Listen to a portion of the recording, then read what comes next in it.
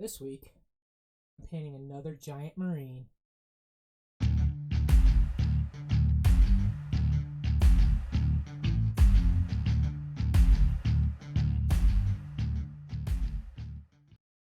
Hi guys, Jonathan from True Raven Studios.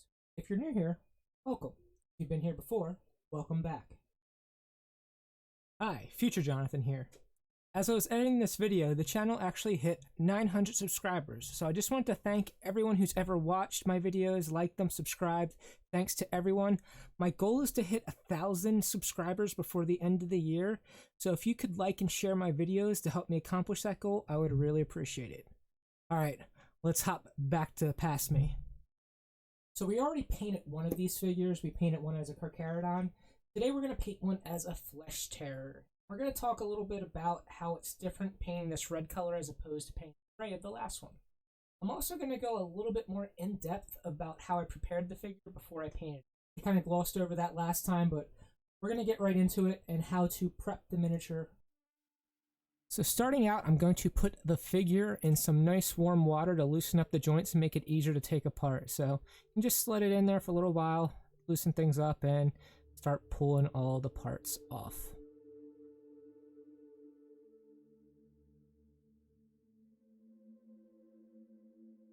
So you can see how I took it apart. We have the torso, 2 shoulder pads, the arms. I left them all as one unit. The legs, mostly one unit, but I pulled the feet off, and I left the tabs on the feet instead of in the legs. The torso, the lower body, I pulled this little section out of the lower part, and the head. Now we're going to sand off all the mold lines. I'm going to start with an emery board. We're just going to sand down the mold line a little bit. Once it's nice and clean, I'm going to take this fine sanding stick just to smooth it over. So we have a nice clean finish. This is a very high grit sanding stick.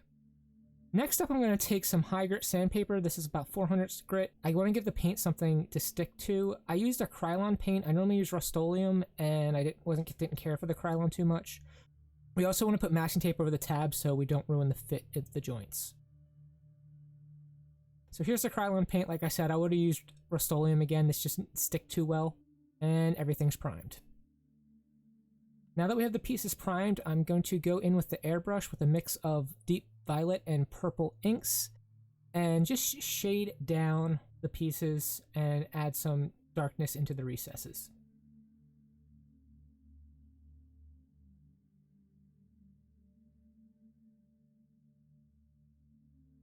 I see doing this on the arm as well, just darkening down the areas that need to be in shadow.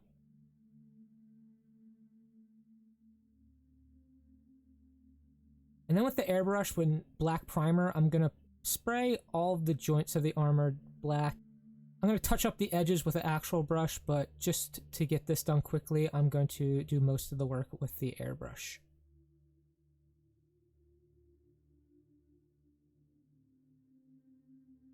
And then I made a stencil for the chapter badge, and now I'm spraying that with a mix of white ink with a little bit of raw sienna mixed in, just so it's not pure white.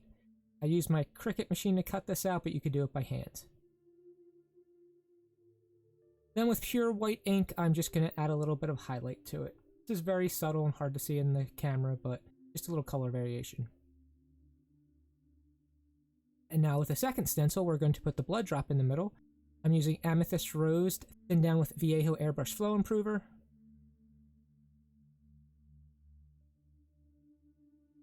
Then I just mixed a little bit of purple ink in with that previous color, just to shade it down a little bit.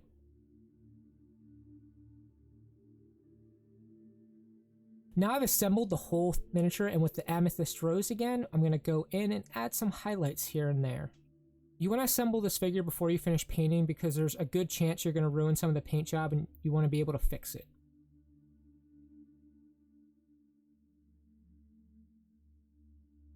Now with a mix of black ink and black primer, I'm just going to paint over the casing on the bolt gun as well as the chain sword.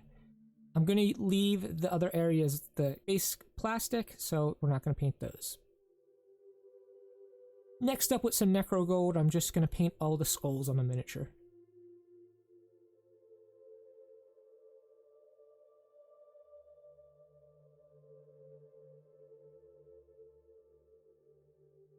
Now that all that's done, we're actually going to some oils to do some panel lining as well as some weathering.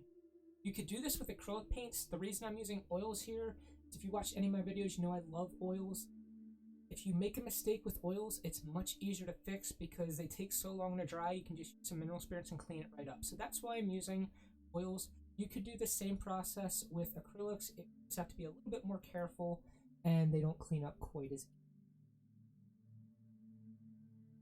So I'm starting with a mix of ivory black, burnt sienna, and purple madder. I just want a dark brownish purple color.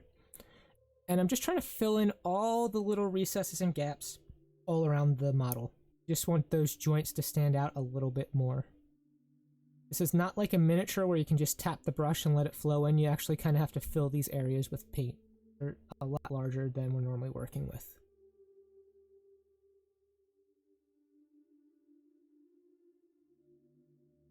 And with burnt sienna, thinned down with mineral spirits, I'm going to go over the black parts just to give them a little bit of depth. You can't really shade black any darker, so we're just going to make dirt in the recesses to give it a little bit of depth. So just around all the rivets and all the cracks in the armor, we're going to put this burnt sienna. You can also do a little bit over the flat surfaces and then kind of blend it out with the mineral spirits.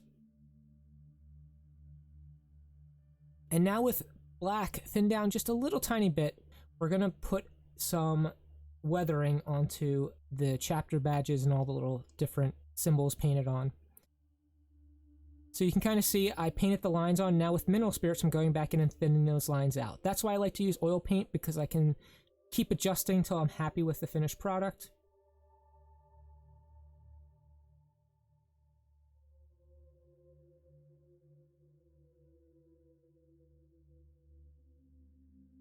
And then with some makeup sponges in the same paint mix, I'm just going to dab on around the edges, just looking like the symbol was starting to wear off. I can get the camera back into focus. You can kind of see just a little bit of light weathering around the edge of that symbol. And now with a mix of ivory black and burnt sienna, I'm going to do the same thing to the main armor. So I'm going to dab on, so looking like the paint wore off, and I'm also going to draw some scratches in with the brush. I'm just trying to make it look a little bit weathered here. Again, I like using the oil paints because if I don't like something, I can very easily just get rid of it with some mineral spirits.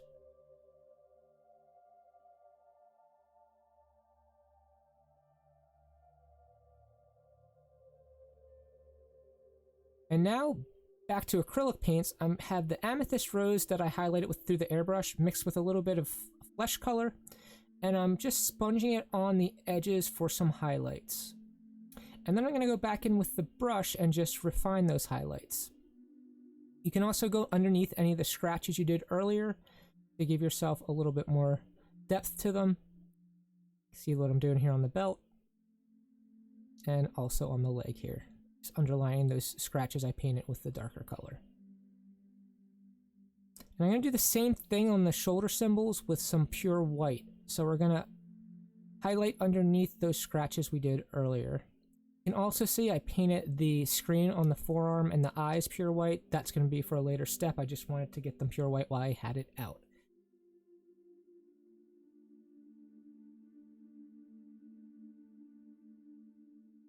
And now with some Peridot Alchemy, I am going to highlight the skulls that we painted the gold color earlier. And then we're going to further refine that highlight with some heavy metal. If you haven't used the Scale 75 metals, they're very nice to work with. I'm also going to go over the metal parts on the weapons with this as well, to give them some highlights and scratches and that kind of thing.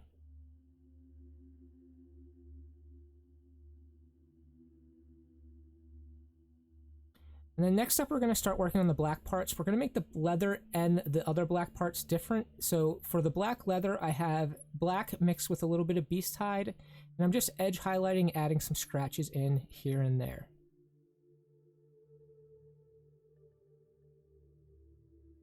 And then with some pure beast hide, I'm going to further refine those scratches. Just kind of pump up the contrast a little bit. In the end, I still wasn't fully happy with the way this black leather looked, so I wanted to give it a little bit more detail. So I went in with Wildwood contrast paint and just kind of dabbed it on to make it a little bit more blotchy, looking like it's worn leather.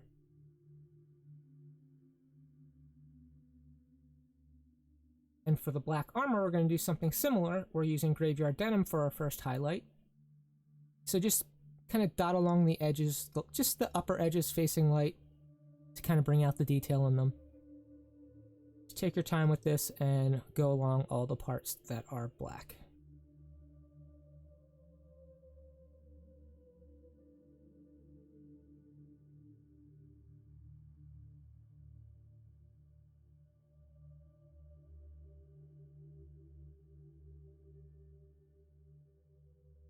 Once that's finished, we're going to go back with Troll Blood Highlight, which is a nice warm light gray, and just refine those highlights a little bit more. So you can kind of see as well when I go along the top of this piece here.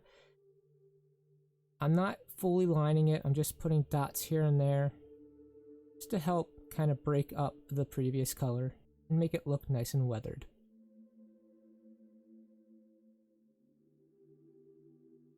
And lastly, I'm going to go in with a brush and Green Stuff World Liquid Pigments Verdigris to shade down all those skulls. I did this with the airbrush on the Carcharodon. I'm doing it with a brush here, get the similar effect. So I'm going to start off with Dark Rust from Green Stuff World. This is like a dark purpley red color, and I'm just kind of trying to add visual interest wherever I feel the armor needs it. So this is darker color. It's going to be mostly in the shadow areas. Just wherever you think. I'm also going to add this to some of the black areas to start the weathering on those. You want to be nice and light with this and not too heavy-handed.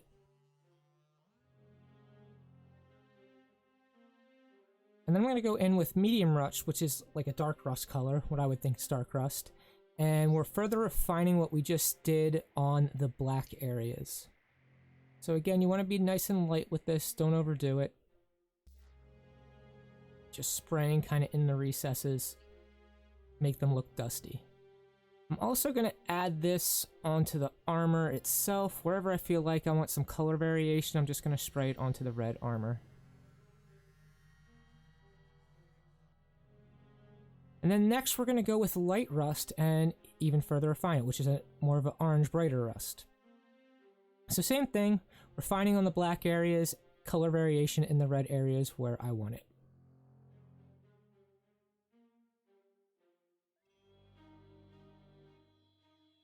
Kind of look at the model from afar and see where it needs a little bit of variation and visual interest. And I felt like I overdid it with the rust on the black area, so I went in with Contrast Black Templar to just darken some of those black areas back down. And just kind of go over wherever you feel like you want to bring some of the black back into it.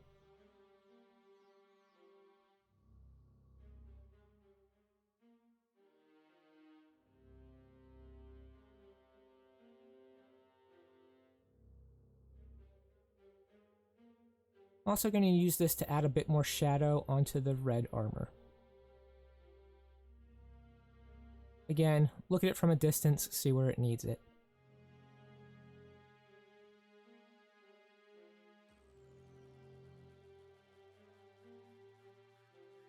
And I saved the eyes for last. I'm going in with Techno Green from Scale 75, which is a fluorescent paint. I'm just spraying in the eyes. I want the overspray so it looks like a little bit of glow coming from the eyes. So just take your time with this and build up a solid color of the Techno Green in the middle with the overspray on the edges. I left this step for last because I want that glow to be over top of any of the dirt and grime that we put on it. And I'm going to show you here on the arm the next steps. It's just easier to show, but same thing on the eyes. I'm using Warp Lightning Contrast, and to the upper edges, I'm just making it a little bit darker. So you can see just a little quick spray, darkening up those upper areas. And then just a little blast from Dark Angel's Green in the darkest recesses.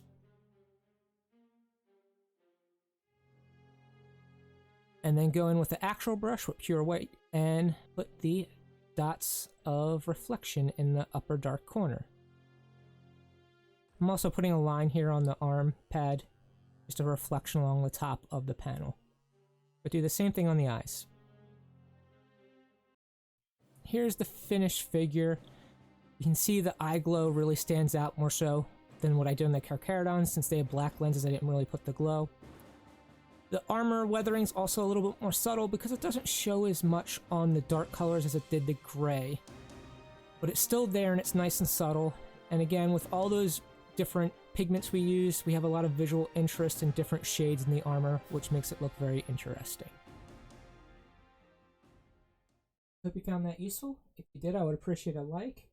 I also have one more of these figures. I have the actual gray one. I want to do something a little bit different with this one. I'm thinking a Soul Drinker, maybe a Lamenter. You guys have any ideas of what chapter you'd like to see me paint this as? Like I said, I'm leaning towards Soul Drinkers or maybe Lamenters, but I'm not 100% sure just yet. So look forward to a future video on this. I'm going to do something a little bit different than I did in the other two. And look forward to that in the future. Next time, go on gaming and paint your minis.